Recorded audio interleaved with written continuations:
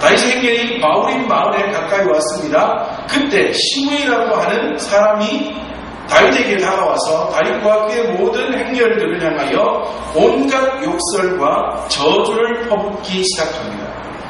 그런데 그 사람은 오늘 본문에서는 뭐라고 말하고 있다고요? 사울의 친족 중 한 사람이라고 말하고 있습니다. 사울의 친척입니다. 사울의 친척. 바로 앞에서 우리가 지난주에 살펴보았던 시바가 보였던 모양과는 너무나 다른 모양입니다. 이번에 나타난 이 시므이라는 사람은 다윗의 아픈 곳을 콕콕 찔러대기 시작하는 사람입니다. 여러분, 시므이가 말했던 그 말이 무슨 말입니까? 간단하게 말하면 피비린내라는 이 살인자야, 사울의 모든 집안의 사람들을 죽인 자야, 사울의 왕국을 차지한 자야, 너 이제 망했다, 이 말 아닙니까? 시므이가 다윗을 향하여 하는 말이 바로 이 말입니다. 너는 피를 흘리며 사람을 죽인 자, 사울의 모든 것을 빼앗아 왕이 된 자여, 너는 곧 망할 것이다. 하나님께서 압살롬에게 이 나라를 넘기셨다. 너는 끝이다. 라고 시므이가 다윗을 향하여 말하고 있습니다. 여러분, 다윗의 편에서 보면 늘 스스로가 한편으로 염려스러웠던 많은 일들 중에 하나가 아마 이 일이었을 것입니다. 와, 내가 사람을 많이 죽여서 전쟁을 많이 치르러서 혹여나 이것이 하나님 앞에서 누가 되지 않을까 하는 염려가 다윗의 마음속에 자리하고 있었을 것입니다. 그런데 그 염려스럽고 스스로 생각했을 때에도 아픈 마음, 그곳을 시므이가 찾아서 찌르는 것입니다. 사람이요, 제일 아픈 때가 언젠가 하면 아픈데 맞은데 또 맞는 거예요. 아픈데 또 찔리는 게 정말 아픕니다. 그래서 우리가 영화 같은 것을 보면 사람들이 싸움을 하잖아요. 싸움을 하면 지려고 할 때 상대편이 꼭 하는 행동이 있어요. 뭐예요? 다친 곳이나 아니면 칼에 찔린 곳이나 아니면 총에 맞은 곳에 꼭 손을 대가지고 아프게 만든다. 그래서 전세를 확 역전시키는 것을 우리가 영화를 통해서 자주 보지 않습니까? 지금 시므이가 하고 있는 행동이 바로 그거예요. 다윗의 아픈 마음, 염려스러운 마음, 괴로운 마음이 있는 그곳을 콕콕콕콕 찔러가지고 다윗의 화를 자꾸만 일어나게 만드는 것입니다. 자, 그런데 여러분, 보통 다윗이 이 일로 인하여서 만약에 진짜 다윗이 이런 말을 시므이에게 듣고 있었다면 진짜 그 상황에 다윗의 마음속에도 부글부글 끓는 마음이 얼마나 많이 일어나고 있었겠습니까? 심지어는 다윗뿐 아니라 본인인 다윗보다 오늘 9절에 보니까 아비새가 더 화가 나가지고 스루야의 아들 아비새, 다윗의 측근인 아비새가 왕이시여 어떻게 저런 죽은 개 같은 자가, 그러니까 얼마나 이게 비하하는 말입니까? 그렇죠? 시므이를 비하하는 말로 정말 저런 죽은 개 같은 자가 어떻게 왕을 이렇게 모독하는데도 가만두십니까? 제가 가서 그냥 단칼에 목을 착 베어서 죽이고 돌아오겠습니다. 라고 말할 정도로 다윗의 측근인 아비새가 분노를 참지 못하여 시므이를 죽이고자 하는 마음을 가질 정도로 시므이가 지금 다윗과 그의 행렬들에게 퍼붓고 있는 욕설과 저주는 대단한 것이었습니다. 정말 보통 사람이라면 참을 수 없는 정말 너무나 괴롭고 괴로운, 아니 안 그래도 지금 도망자의 신세가 돼서 얼마나 마음이 불편하고 힘들고 어렵고 괴롭겠습니까? 다윗의 마음속에 조금 전에 말씀드린 것처럼 혹시나 내가 전쟁을 많이 치르러 피를 많이 흘려 혹시 죽인 사람 중에 죽이지 말아야 될 사람이 있었어서 그래서 하나님이 왕권을 나에게서 빼앗아 압살롬에게 넘겨주시는 게 아닐까? 혹시 내가 뭔가 하나님 앞에 죄된 것이 있어서 그래서 하나님이 지금 나를 도망자의 신세로 다시 한번 몰아넣으시는 것은 아닐까? 정말 여러 가지 면에서 다윗이 마음이 무겁고 괴로웠을 것입니다. 왕인 나 하나 때문에 이 수많은 가족들과 부하들과 군사들이 함께 나아가느라고 이렇게 애를 먹어야 되다니, 거기나 내가 잘못한 게 있는 것 아닐까? 얼마나 염려하고 괴롭고 아프고 정말 슬프고 힘든 상황이겠습니까? 안 그래도 힘든데 시므이가 와서 욕설을 퍼붓고 저주를 하고 돌을 던지고 먼지를 날리고 얼마나 괴롭게 만듭니다. 여러분, 보통 사람이라면 이 상황쯤 되면 어떻게 하는 게 보통입니까? 아비새가 와서 왕이시여, 제가 지금 즉각 달려가서 시므이의 목을 베고 오겠습니다 하면 아비시, 야, 네가 갈 것 없다, 내가 갈란다. 저놈 자식, 그냥 내가 가서 그냥 한 방에, 물론 내가 지금 늙어 힘이 없지만 그래도 저거 하나 정도는 해치울 수 있지 않을까, 내가 가서 해치우고 올게. 그냥 다윗이 분노를 일으키면서 쫓아가거나, 아니면 아비새 너 혼자 안 돼, 너의 군사들 한 10명쯤 가가지고 아비새 그냥 갈기갈기 찢어놓아라 해도 될 법하다고요. 그리고 보통 사람이라면 그렇게 자신의 화와 분노를 표출하는 게 정상이라고 볼 수 있다. 그런데 다윗은 자신의 아픔, 자신의 슬픔 가운데에 그렇게 자신을 저주하는 시므이를 향하여, 또 너무나 화가 나서 분노에 참지 못하여 씩씩거리고 있는 아비새에게 이성을 되찾으라 말하면서 이런 말을 하기 시작합니다. 10절에 스루야의 아들들아, 내가 너희와 무슨 상관이 있느냐. 이 말은 무슨 말인가 하면, 야, 나하고는 상관없는데 네가 왜 나서? 이 말이 아니고, 이 말은 무슨 말인가 하면, 야, 왜 내 일로 인하여서 네가 괴로움을 당하려고 하느냐. 지금 시므이가 욕설을 하고 저주를 하고 돌을 던지는 것은 나 때문인데, 아비새 네가 나가서 시므이를 치고 죽임으로 그것이 죄가 되거나, 그것이 뭐 하나님 앞에 죄가 되든지 살인죄가 되든지, 여하튼 네가 왜 내가 당할, 신경을 내가 써야 할 덤탱이를 네가 쓰려고 하느냐, 이 말입니다. 그러니까 네가 나와 무슨 상관이냐, 내일이야 내일, 아비새 너 참아 라고 그렇게 다독거리며 말하기를, 그가 저주하는 것은 여호와께서 그에게 다윗을 저주하라 하시니 내가 어찌 그리하였느냐 할 자가 두개. 정말 대단한 고백입니다. 지금 시므이가 저렇게 저주하는 것은 하나님이 하라고 하셔서 하는 것일 수 있다, 이 말입니다.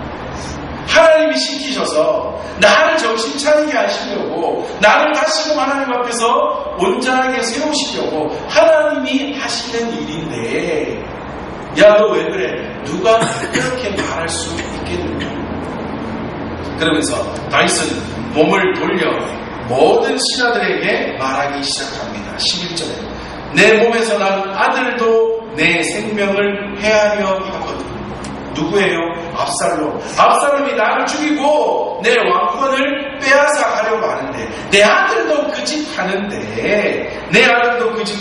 하물며 이 베냐민 사람이라, 저 사울의 친척, 저 사람이 저렇게 하는 것 당연한 것 아니겠느냐. 여러분, 이 시므이가 어느 집안의 사람이라고요? 사울의 친척이라고 말씀드렸죠. 사울의 친척이라고 본문도 말하고 있어요. 여러분, 계속해서 말씀드렸지만 지금 다윗이 통일 이스라엘의 왕으로 세움을 받고 있기는 하지만 여전히 무엇이 있다고요? 북이스라엘과 남유다 간에 이 나눔이 있기는 있다.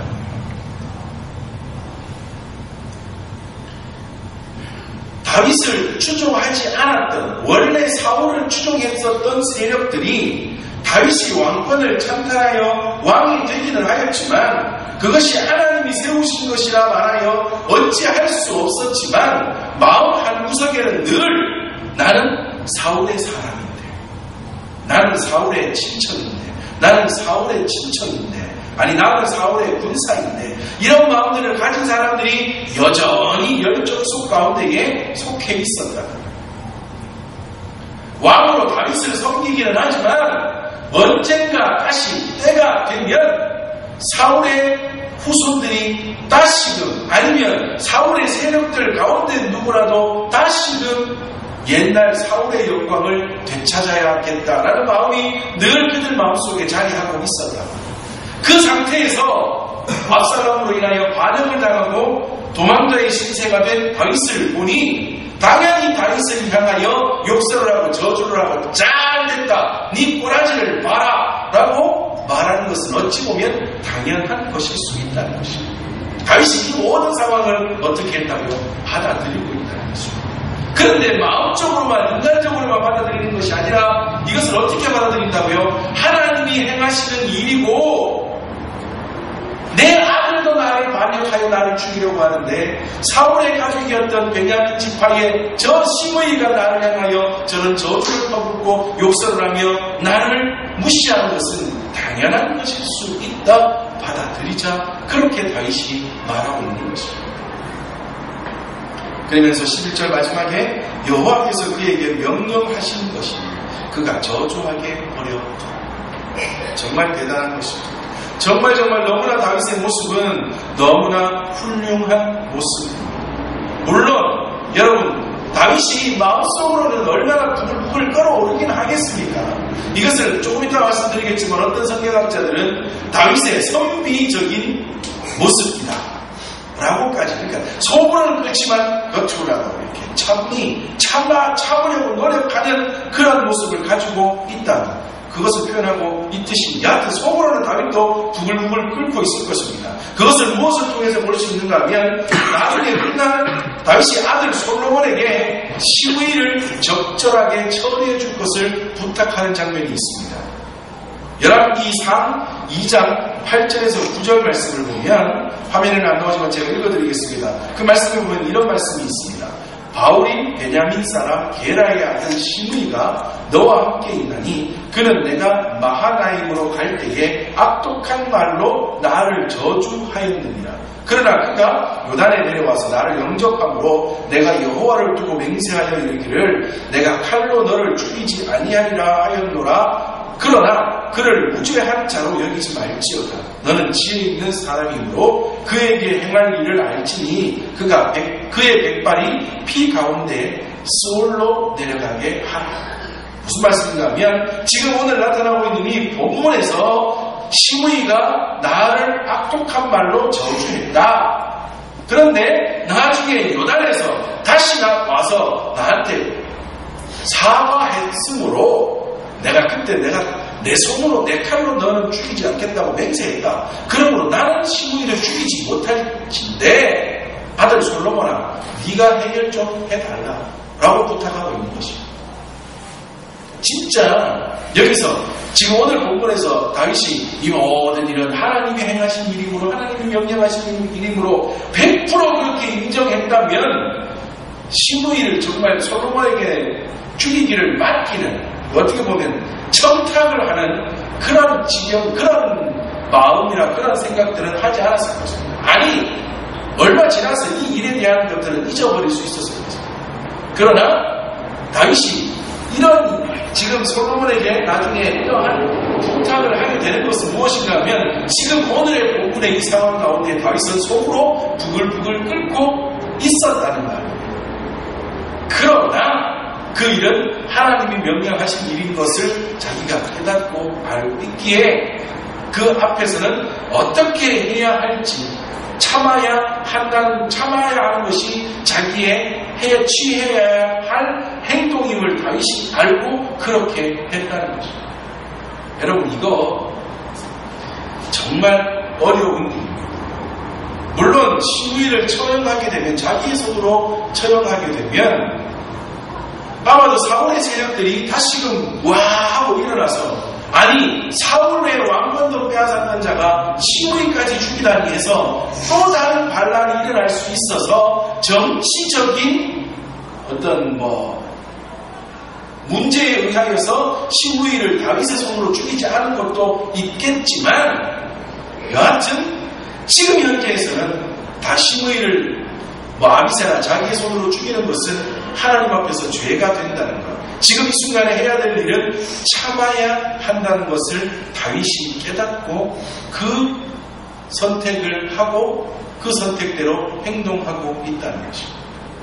여러분, 이것이 바로 우리가 삶 가운데서, 우리의 삶 가운데서 나를 거슬려 오거나 아니면 나에게 분노를 일으키거나 나를 화나게 하는 자들에 대하여 취해야 할 행동인 것을 우리가 볼 수가 있습니다.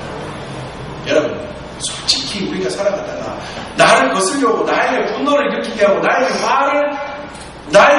내게 화를 나게 만드는 모든 사람들이나 상황들 앞에서 우리는 하나님을 믿는 사람이라고 해서 내 속조차도 부글부글 끓지 않도록 참아야 돼. 나는 하나님의 사람으로 그게 가능합니까? 우리는 그것이 가능하지 않아요. 우리는 사람이기 때문에 나도 죄성을 가진 인간이기에 내가 하나님을 믿는 하나님의 사람이지만 우리 속에서 끌어오르는 늘 존재하고 있는 죄성은 완전히 우리가 하나님 앞에 부르심을 받는 그날까지 완전히 없이 할 수 없는 인간이기에 우리는 우리 속에서 끌어오르는 분노는 잠재울 수가 없는 사람입니다. 우리가 끌어오르는 것은 끌어오르는 거예요. 그러나 그때 그 화를, 그 분노를 밖으로 표출하지는 말아야 하는 것입니다. 다윗처럼 그 상황을 통하여서 하나님이 말씀하시고 하나님이 뜻하시고 하나님이 원하시는 것은 무엇인지 한 번 더 생각하여 참을 수 있는 그 상황을 통하여 분명히 하나님께서 또 다른 말씀을 하여 주실 것이라는 것을 알게 하실 것이라는 것을 깨닫고 참을 수 있는 그러나 끌어오르는 것조차도 아니다라고 부정하는 것이 아니라 끌어오르는 것은 어찌할 수 없으나 그것이 밖으로 터져나와 더 큰 화를 불러내지 않기를 우리는 하나님 앞에 늘 구하고 살아가야 합니다. 우리 젊은 세대일수록 화를 참는 것이 너무나 어렵고 힘든 일이잖아요.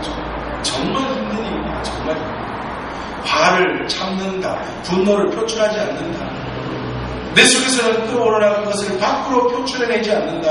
얼마나 어려운 일입니까? 저부터도요, 화는 못 참아요. 부글부글 끌어오르는 화, 분노 정말 매일 하루에도 몇 번씩 폭발하는 것이 우리의 모습 아닙니까? 그러나 오늘 이 다윗의 모습을 바라보면서 우리가 하나님 앞에 간구해야 할 것입니다. 하나님, 다윗 어떻게 보면 그도 성격이 좀 이래 화통한 다혈질적인 사람이 아닙니까? 그럼에도 불구하고 그가 도망자의 신세, 아픈 가운데 또 아픈 곳을 긁어내는 시부이를 만났음에도 불구하고 속으로는 부글부글 끓어오르고 죽이고 싶은 마음이 막 속에서는 곧 폭발할 정도로 튀어나오지만 그 상황 가운데도 하나님이 일하고 계신다는 것을 깨달은 다윗은 그것을 참고 그것을 누르며 그 가운데서 하나님이 말씀하신 것을 발견하고자 했던 너무나 위대한 모습이라는 것을 우리가 다시 한번 기억하면서 하나님, 우리의 삶 가운데서도 다윗의 모습처럼 화를 다스릴 수 있는 하나님의 사람 되게 도와주시옵소서. 늘 기도하며 살아갈 수 있는 우리 모든 믿음의 식구들 되시기를 바랍니다. 우리가 말하는 대로 표출하고 뭐 하고 싶은 대로 다 하며 살아갈 수 없는 이유가 무엇인가 하면 사무엘서 전체가 우리에게 말해주고 있는 가장 중심된 말씀 때문입니다. 우리가 함께 찾아보겠습니다. 사무엘상 6장 20절 말씀. 사무엘상 6장 20절 말씀. 사무엘상 6장 20절 우리 함께 읽어보겠습니다. 시작. 베스메스 사람들이 이르되 이 거룩하신 하나님 여호와 앞에 누가 능히 서리요 그를 우리에게서 누구에게로 올라가시게 할까 하고. 자, 여기서 중심되는 말씀이 뭐라고요? 이 거룩하신 여호와 앞에 누가 능히 서리요. 이 본문, 이 말씀은 어떠한 배경을 가지고 있는가 하면 우리 앞에 블레셋에게 언약궤를 빼앗기지 않습니까? 엘리의 집안의 홈리와 비느하스가 마치 언약궤만 있으면 모든 전쟁에 이긴다 착각하여 언약궤를 들고 전쟁에 나아갔다가 블레셋 사람들에게 언약궤를 빼앗기게 됩니다. 그런데 참 신기한 것이 빼앗긴 언약궤가 블레셋 땅에 있는 곳곳에 블레셋 편으로 보면 말썽을 일으킵니다. 6장 1절에 보니까 여호와의 궤가 블레셋 사람들의 지방에 있은 지 7달 동안 많은 일들이 벌어지는데 너무너무 그냥 신기한 일들이 벌어져요. 5장에 가서 보면 5장 3절에 아스돗 사람들이 이튿날 일찍 일어나 본즉 다곤이 여호와의 궤 앞에 엎드려져 그 얼굴이 땅에 닿았는지라. 자기들이 섬기는 다곤의 신전에 언약궤를 두었더니 자신들이 섬겼던 그 다곤 신이 하나님의 언약궤 앞에 엎드려 절하는 형상을 취하고 있는 거예요. 그래서 이 블레셋 사람들이 다시 일으켜서 그 자리에 바로 세워놓았더니 다음날 아침에 봤더니 어떻게 됐다고요? 4절에 보니까 얼굴이 땅에 닿았고 그 머리와 두 손목은 끊어져 문지방에 있고 다곤의 몸뚱이만 남게 된 거예요. 이번에는 그냥 손발 다 끊어지고 다곤 신상이 완전히 망가지게 됩니다. 그래서 이것을 그 사람들이 옮겨가게 됩니다. 옮겨가는데 이번에는 언약궤가 그 에그론에 옮겼습니다. 에그론에 옮겼더니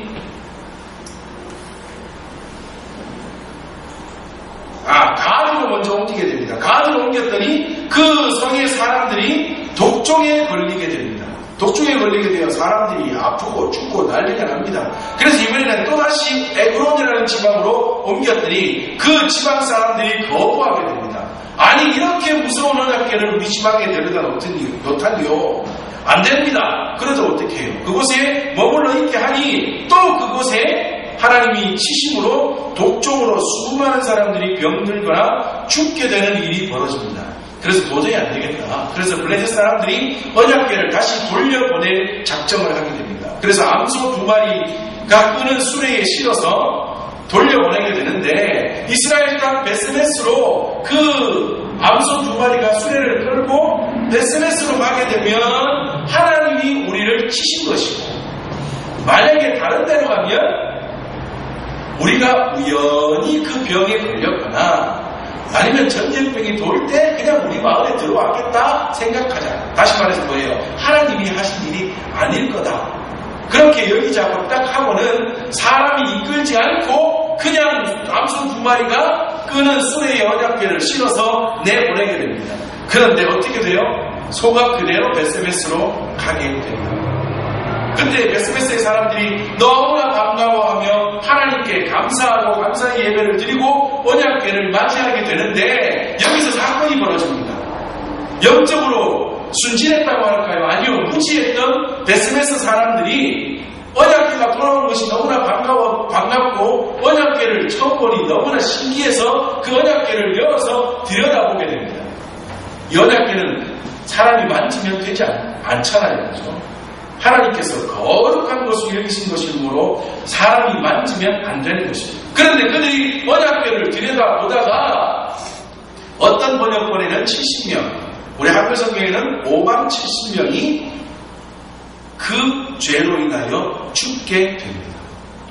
언약궤를 들여다본 무지로 인하여서 하나님 앞에서의 죄로 인하여 5만 70명 또는 70명이 그 사건으로 인하여 죽게 됩니다. 그때 했던 베스메스 사람들이 했던 말이 오늘 금방 읽은 사무엘상 6장 20절이에요. 이 거룩하신 여호와 앞에, 하나님 여호와 앞에 누가 능히 설 수 있겠습니까? 이 말은 무슨 말이에요? 정말 하나님이 위대하신 분이고 우리 인생들은 아무것도 아닌 존재입니다. 우리가 언약궤가 반갑다고 해서, 우리가 언약궤가 돌아온 것이 기쁘다고 해서, 하나님 앞에 예배드렸다고 해서 함부로 이 언약궤에 손을 대는 죄를 저지른 이것으로 인하여 우리의 형제들이 죽임을 당하는 것을 보니 정말 하나님 앞에서는 조심해야 되는구나. 누가 하나님 앞에 당당하게 설 자 있겠는가? 하나님 앞에 당당하게 설 자 아무도 없구나. 우리는 하나님 앞에 그냥 나약한 한 인생일 뿐이구나. 다시 말해서 뭐예요? 우리는 그냥 그저 하나님만 바라보고 살아가야 할 하나님 바라기 존재들이구나 하는 것을 그들이 다시 깨닫게 되었던 거예요. 이것을 오늘 본문의 다윗은 알고 있었던 거예요. 오늘 본문의 다윗은 그 중심이, 사무엘서 전체가 말하고 있는 그 중심이 그의 마음속에 있었던 거예요. 내 화가, 내 분노는 끌어오르지만 참을 수 없고 주체할 수 없는, 정말 당장 쫓아가서 스무이를 죽이고 싶은 그 마음이 내 마음속에 있지만 하나님이 행하시는 그 일 앞에, 하나님이 말씀하시는 그 말씀 앞에, 스무이를 통하여 나에게 말씀하고 있는 하나님의 그 말씀 앞에 내가 어찌 내 화를 드러내고 내 분노를 표출하고 내 칼을 들어 스무이를 죽일 수 있느냐. 나는 하나님 앞에서는 존재도 아니고 도리어 스무이를 통하여서 나를 깨닫게 하시는 하나님이시고, 나는 하나님 앞에, 하나님 내가 왕이니까 당당히 설 수 없는 존재입니다. 나는 왕이지만 하나님 앞에서는 그냥 나약한 한 인생일 뿐이구나 하는 것을 다윗은 깨닫고 있어요. 이것을 깨달으면 우리는 하나님의 은혜를 받아 누리며 살아갈 수 있습니다. 이것을 깨달으면 하나님의 인도하심, 하나님의 붙드심, 하나님의 역사하심을 우리는 날마다 경험하며 살아갈 수 있게 될 것입니다. 우리는 그래요. 마치 내가 무엇이다. 여러분, 우리 목회자들, 특히 우리 젊은 목사들이 그런 마음들이 많습니다. 내가 뭔데 하는 마음. 나는 뭐 아닙니다. 나는 다 된 것 아닙니다. 뭐 아무것도 아닙니다. 하나님 앞에서 정말 아무것도 아닌 존재. 누가 하나님이 여호와 하나님 앞에 능히 설 수 있겠는가 하는 베스메스의 사람들의 그 고백이 먼저 우리들 가운데, 아니 저부터 그 고백으로 하나님 앞에 서 있을 수 있어야 될 줄 믿습니다. 오늘 다윗의 이 모습, 하나님 앞에서 온전히 하나님을 바라고 하나님 앞에서 어떻게 살아야 할지를 온전히 깨닫고 정말 자신에게 나타나고 정말 자신 속에 부글부글 끓어올랐던 화와 분노가 있었지만 하나님 앞에 당당히 설 수 없는 나약한 하나님, 모든 백성을 이끄는 왕이 아니라 하나님 앞에서 나약한 한 인생인 걸 깨닫고 온전한 모습으로 하나님 앞에 서 있으므로, 또 후에 하나님께서 다시금 다윗을 붙드시고 다윗 가운데 놀라운 은혜를 부어주셨다는 것, 이것을 잘 깨닫고 다윗처럼 온전한 모습으로 하나님 앞에 서서 하나님 그 뜻대로 살아갈 수 있는, 그래야 다윗처럼 하나님의 더 크신 은혜를 받아 누리고 살아갈 수 있는 저와 우리 모든 믿음의 식구들 되시기를 주님의 이름으로 축복합니다.